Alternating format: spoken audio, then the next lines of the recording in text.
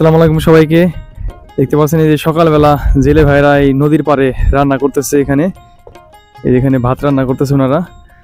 আর এই যে এখানে এক কাকা মাছ কাটতেছেন। এই দেখেন কি কি রান্না হবে কাকা আজকে? আজকে রান্না কালে বাউস, কালী বাউস আর হাতে শোল মাছ। শোল মাছ কি কি দিয়ে রান্না করবেন? আলু, এই আলু দিমু। আলু দিয়ে না? আপনারা সারা বছর এই নদীর পাড়ে রান্না করেন? নদীর পাড়ে ওনারা সারা বছর কিন্তু এই নৌকাতে থাকে এবং নদীর পাড়ে নৌকায় রান্না বান্না করে থাকে। এই দেখতে পাচ্ছেন এখানে ওনারা ভাত রান্না করতেছেন। এই নদীর পাড়েই দেখতে পাচ্ছেন যে শীতের দিনে ওনারা এখানে কিভাবে রান্না করতেছে। খুবই কষ্টের জীবন ওনাদের। কেমন লাগে আপনাদের সব মিলে যে এখানে এইভাবে রান্না বান্না করে খান? ভালোই লাগে। পরিবার রেখে কয়দিন থাকেন এই নদীতে? 7 দিন 10 দিন। 7 দিন 10 দিন করে নদীতে থাকেন না? হ্যাঁ, 7 দিন 10 দিন করে ওনারা এই নদীতে থাকেন, মাছ ধরেন, আর এইভাবেই ওনাদের জীবনযাপন চলে। আপনাদের বাড়ি কোথায় আঙ্কেল? সোহালি সিরাজগঞ্জ। সোহালি সিরাজগঞ্জ না? এখানে নদীর পাড়ে ওনারা রান্না বান্না কিন্তু খুবই কষ্টের কাজ। দেখতে পাচ্ছেন কি বাতাস, শীত, এর ভিতরে ওনারা রান্না করতেছে। কাকার মাছ কাটা প্রায় এখানে শেষের দিকে। মাছ কাটা শেষ হলে ধুয়ে নিবেন। আপনি রান্না করবেন নাকি মাছ? হ্যাঁ হ্যাঁ, আপনি রান্না করবেন না? শীতের ভিতরে আপনারা এখানে সবকিছু করেন, কেমন লাগে? আপনাদের নৌকায় থাকেন, কষ্ট হয় না? কষ্ট লাগলে কি করা যাবে ভাই, খাওয়া লাগবে। এই দেখতে পাচ্ছেন মাছ সুন্দর করে ওনারা হলুদ মরিচ লবণ দিয়ে মাখিয়ে নিয়েছেন। এই যে ভাজি করবে। এখানে রান্না করা কিন্তু খুবই কষ্ট। বাতাস, নদীর পাড়ে দেখতে পাচ্ছেন এই যে এখানে রান্না হচ্ছে। এই দেখেন এখানে কাকারা মাছ একদম সুন্দর করে হলুদ মরিচ দিয়ে মাখাই নিয়েছেন। তারপরে যে চুলা অলরেডি জাল শুরু হয়ে গেছে। এখানে পেঁয়াজ মরিচ সুন্দর করে ওনারা এখন রান্না করবে। এখানে শুধু কি মাছ ভাজি করবেন কাকা? হ্যাঁ হ্যাঁ, মাছ ভাজি করব। মাছ ভাজি করে খাবেন না? এই ভাত রান্না হয়ে গেছে, তারপরে তরকারিতে রাখবো। আচ্ছা, এই দেখতে পাচ্ছেন এই মাছ দিয়ে ওনারা পেঁয়াজ মরিচ একসাথে কষিয়ে নিবেন।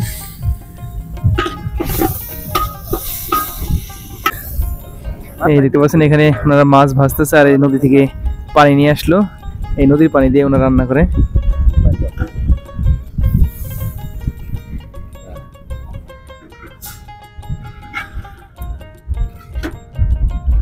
আপনাদের সবকিছু নদীর পানি দিয়ে করেন না?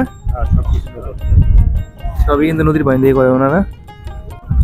মাছ কষানো শেষ, এখন এই যে ওনারা নামিয়ে নিবে। কষানো শেষ না ভাই মাছ? এই দেখেন কি চমৎকার ঘ্রাণ আসছে কিন্তু। সবগুলা মাছই কিন্তু একদম আস্তে আস্তে রয়ে গেছে।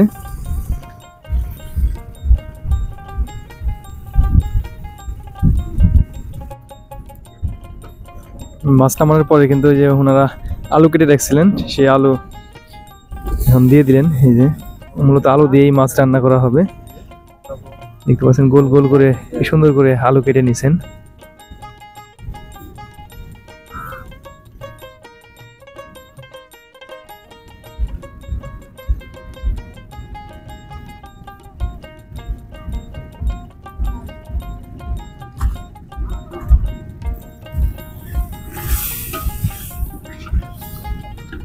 শুধু আলু দিয়ে রান্না করতে কেমন লাগবে ভাই? কেমন লাগবে আলু দিয়ে রান্না করতে? ভালোই লাগার ভাই, আলু দিয়ে তো ভালোই লাগবে আল্লাহ থেকে। একদম তরতাজা মাছ আর এই যে নতুন আলু, এটা দিয়ে রান্না করবে। খুবই মজার খাবার হবে ওনারা যেটা বললেন। ওনারা সারা বছরই কিন্তু এই নদীতে থাকে। এই নদীর পাড়েই ওনাদের রান্না বান্না, তারপরে ট্রলারে রান্না বান্না সবকিছু কিন্তু ওই নদীকে কেন্দ্র করে ওনাদের চলতে হয়। দেখতে পাচ্ছেন এই যে মাছ চমৎকার ভাবে কষিয়ে নিচ্ছেন। এই যে এখানে আলু ভাজতেছেন, তারপরে ধনিয়া পাতা, এভাবেই ওনারা রান্না করে খাবার খায়। এভাবেই ওনাদের জীবন চলে। আলু কষানো হয়ে গেছে, যে মাছ চমৎকার ভাবে ওনারা কষিয়ে রাখছে, এটা পরে এখানে দিয়ে দিবে। নদী থেকে পানি এনে ওনারা এই তরকারি রান্নার কাজে ব্যবহার করতেছেন। এই দেখেন তরকারি কষানো হয়ে গেছে, এখন মাছ দিয়ে দিচ্ছেন।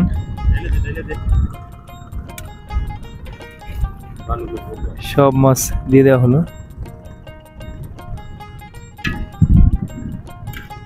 আর রান্নাতে কতক্ষণ লাগবে আঙ্কেল? 10 মিনিট। 10 মিনিট পরে ওনাদের রান্না হবে, তারপরে খাওয়া দাওয়া ট্রলারে করবেন। যাই হোক, সবাই ভালো থাকবেন। আমাদের ভিডিওটি যারা এতক্ষণ দেখলেন সবাইকে অসংখ্য ধন্যবাদ। আল্লাহ হাফিজ।